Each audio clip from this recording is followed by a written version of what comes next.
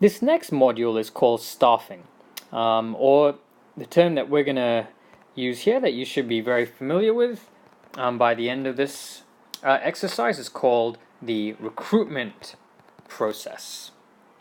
If you remember from the first class when we were discussing manpower planning, whoops, I just noticed a spelling mistake there. Let me fix that. If you remember from the first class, we discussed the manpower planning process, and we said that the last step in the manpower planning process was developing action plans. This is when you actually go out and hire the people that you need. So now we're going to zone in on that very last step. How do you actually go and get the people that you need? That's known as the recruitment process. Well, the whole recruitment process starts with a very, very simple thing, which is simply the identification. Let's just call it identification. Use a simple word. Identification. And that first step is simply figuring out, do I have a vacancy in my company? Do I need to go hire? And how many people do I need to go hire? So it's identifying the recruitment needs. How many people do you need? And as part of the identification process, you will also prepare, and I'm going to put this kind of on the side because these are some technical words that you should know. As part of the identification process, all the organizations will also prepare what is known as a job description and a job specification. Now, what these two things are simply documents that list what type of workers are you looking to hire and what are their qualifications. What should these workers do? When you have these two set of documents, you will, for instance, know that a school needs to hire biology teachers, and those biology teachers need to have 5 years worth of experience and be able to conduct lab experiments and be familiar with an examination curriculum. So these two documents will clearly spell out the types of workers that company needs. Once they've identified what sort of workers they need, they then move on to the next step, which is, let's call it the attraction stage, or rather, let me call it attracting. That's probably a better word to use. This is the attracting stage. And this is where you actually go and try to get employees to apply for the job.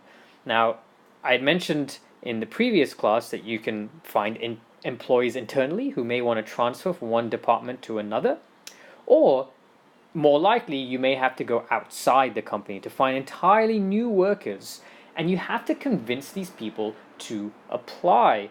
And the way you get these people to apply is by putting out like an advertisement. You have some sort of a seminar or something in the newspaper, or even a fair that can tell all these people that, hey, my school, my company, we are hiring. Now, the word that refers to how you go out and advertise and promote your job is known as job posting. So that's another technical word that you should be familiar with, but the process of informing people that the company is looking for new employees is called job posting. And there are many different types of job posting methods. There's simple advertisements in the newspaper that can obviously reach a large number of people. There are things known as job fairs. Job fairs, if you imagine a big assembly hall and you have all these companies set up in booths, and then these prospective employees in the hundreds and thousands walk into this assembly hall, and they can meet the different employees at each of their employers, at their different booths and find out what type of workers they're looking to hire. So that's a big job fair. You can also look on government websites, labor bureau websites, and you can see jobs that are posted by companies looking to hire certain types of workers. There are also these things known as agencies or headhunters. These job agencies or headhunters, they specialize in trying to find skilled workers. So a company would pay an agency, and that agency would then go and try to find workers for that job. So that's the second step. That's attracting. That's actually trying to get the employees or new employees to make an application. Now let's say that you've managed to attract people to apply and you're getting all these CVs that are coming through. So then you go to the next stage, which is the selecting stage. This is where, actually let me change selecting just to, let's call it selection, just a bit of a grammatical change there. So the company now has received thousands and thousands of CVs and applications. The company has to choose who they're going to hire. And the first thing that they're probably going to do as part of this selection process is this thing known as screening. Let's actually give it its full name, screening initial applications. So imagine the company has received thousands and thousands of CVs, resumes. The company's not going to interview all 1,000 employees. The company's not going to give a test to all 1,000 employees. Instead, they will screen them. They will try to identify the most promising candidates. So out of that 1,000, they may narrow down the list to say just 5 who are the most promising candidates based on what is written on their resume and what is written on their CV. So this is known as screening initial applications. And once you finish screening the initial applications, you're down to like say 5 to 10 very promising candidates. You then do some further selection. This could take the form of interviews, or it could take the form of giving them a test, or it could take the form of doing a reference check. A reference check is where you call that employee's previous employers or that employee's clients and customers, and you try to figure out, hey, is this a good person?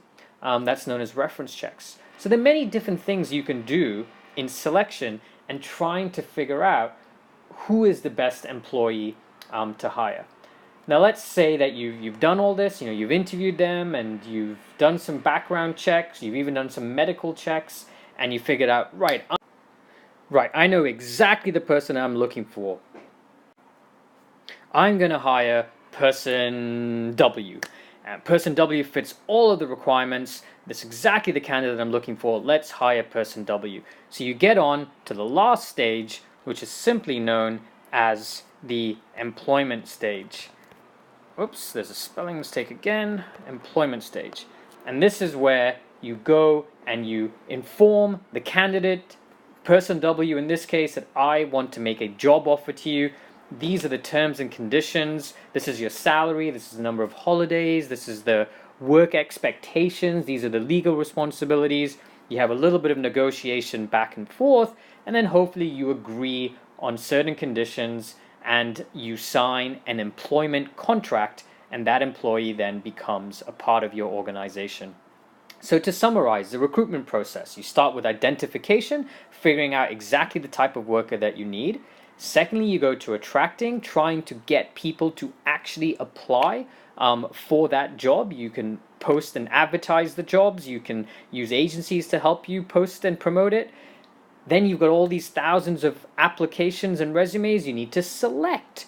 You screen out the least promising candidates, and then you maybe interview and give some tests to the most high promising candidates, and you finally select the number one, the best possible candidate, and then you finally employ them by giving them a job offer and deciding upon an employment contract to finally end the recruitment process.